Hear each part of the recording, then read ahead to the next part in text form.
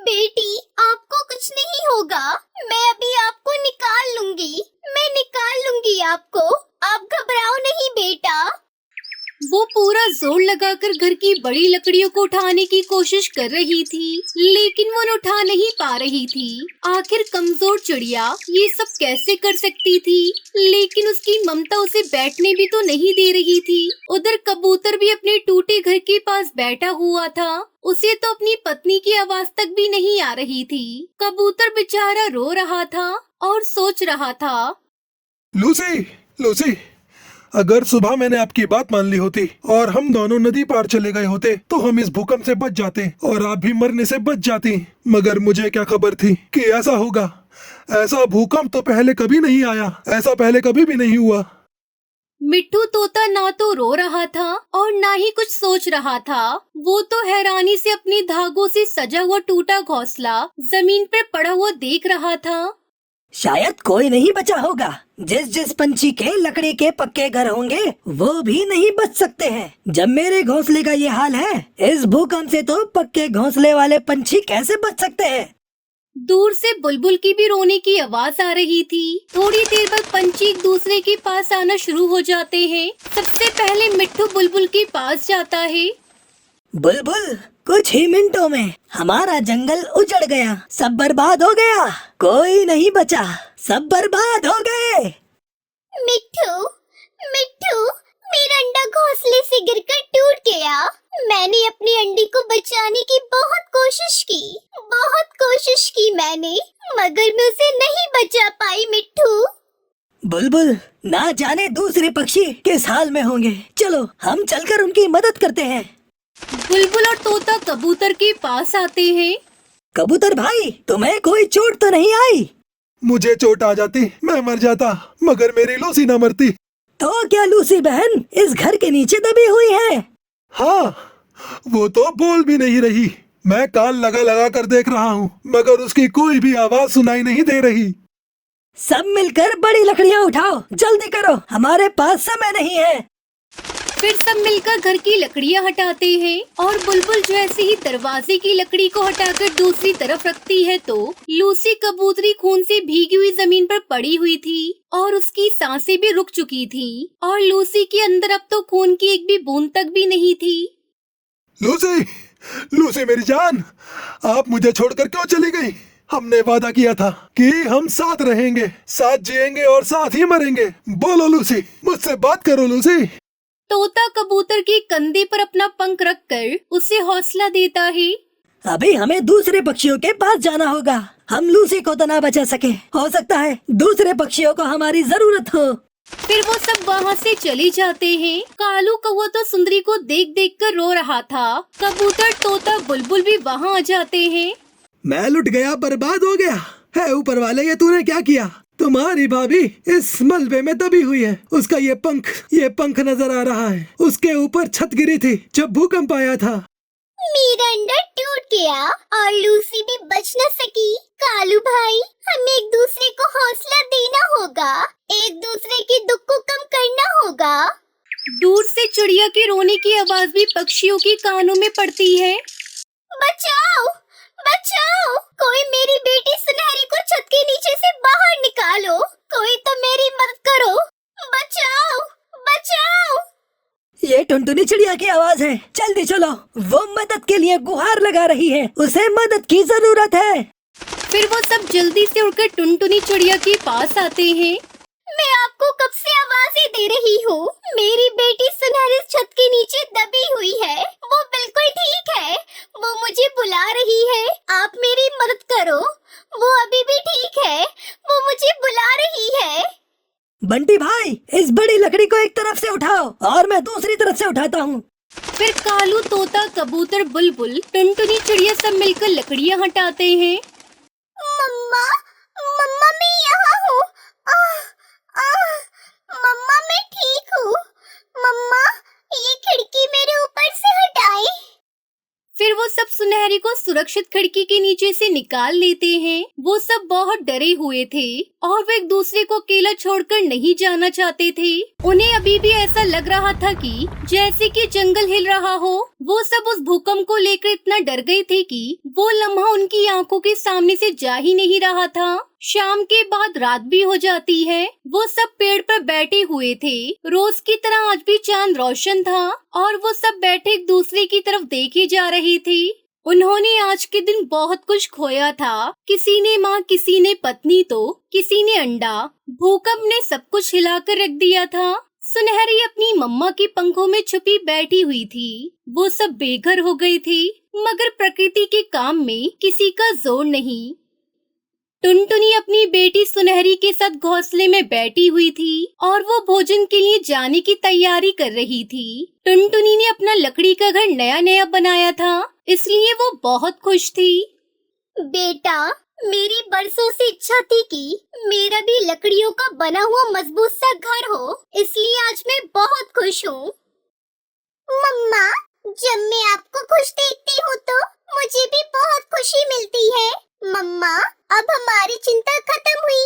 बरसात के समय में भी अब हमें कोई डर नहीं, क्योंकि अब हमारा मजबूत घर है। उसी जंगल में सुंदरी भी रहती थी, जो कि बहुत अमीर थी। उसे तो गहने और सजने के अलावा और कोई भी काम न आता था। कालू जी, आप मुझे एक रानी हार ला दो, फिर मेरे सारे गहने पूरे हो जाएंगे और मुझे कुछ भी नहीं चाहिए। जब रानी हार आ जाएगा सुंदरी, तब तुम्हारी कोई दूसरी फरमाइश होगी, क्योंकि गहनों का शौक तुम्हारा कभी खत्म नहीं होगा। सेठ कालू की पत्नी हूँ, अगर मैं दूसरों से अलग नहीं दिखूंगी तो सबको कैसे पता चलेगा कि मैं आपकी पत्नी हूँ। ये तो है। चलो अब तुम अपने गहने रखो, क्योंकि हमें कबूतर के घर पार्टी में भी जाना है। कालू ने अभी ये बात कही थी कि उसे सब कुछ हिलता हुआ दिखाई देता है। सुंदरी, बर्तन हिल रहे हैं और वो देखो, खिड़की और दरवाजा भी हिल रहा है। कालू, कालू जल्दी भागो, घर से निकलो, ये भूकंप है। कालू, भूकंप आ गया। उससे पहले वो घर से निकलते की एक जोर की गूंज आती है और उनके घर की छत गिरती है। हर तरफ शोर था, चारों तरफ से बचाव बचाव की आवाजें आ रही थी। सुंदरी और कालू तो अपने घर के नीचे दबे हुए थे। टुनटुनी चिड़िया का नया घर भी टूट गया था और उसकी बेटी घर के नीचे दबी हुई थी और वो अपनी माँ को आवाजें दे रही थी। सुनहरी, मेरी जान, आपको कुछ नहीं होगा। मैं अभी आपको निकाल लूंगी, मैं निकाल लूंगी आपको।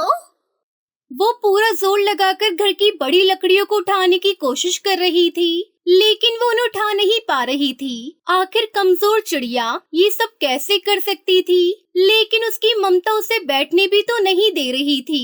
उधर कबूतर भी अपने टूटे घर के पास बैठा हुआ था। उसे तो अपनी पत्नी की आवाज तक भी नहीं आ रही थी। बंटी कबूतर बेचारा रो रहा था और सोच रहा था, लूसी, लूसी, अगर सुबह मैंने आपकी बात मान ली होती और हम दोनों नदी पार चले गए होते तो हम इस भूकंप से बच जाते और आप भी मरने से बच जाती। मगर मुझे क्या खबर थी कि ऐसा होगा।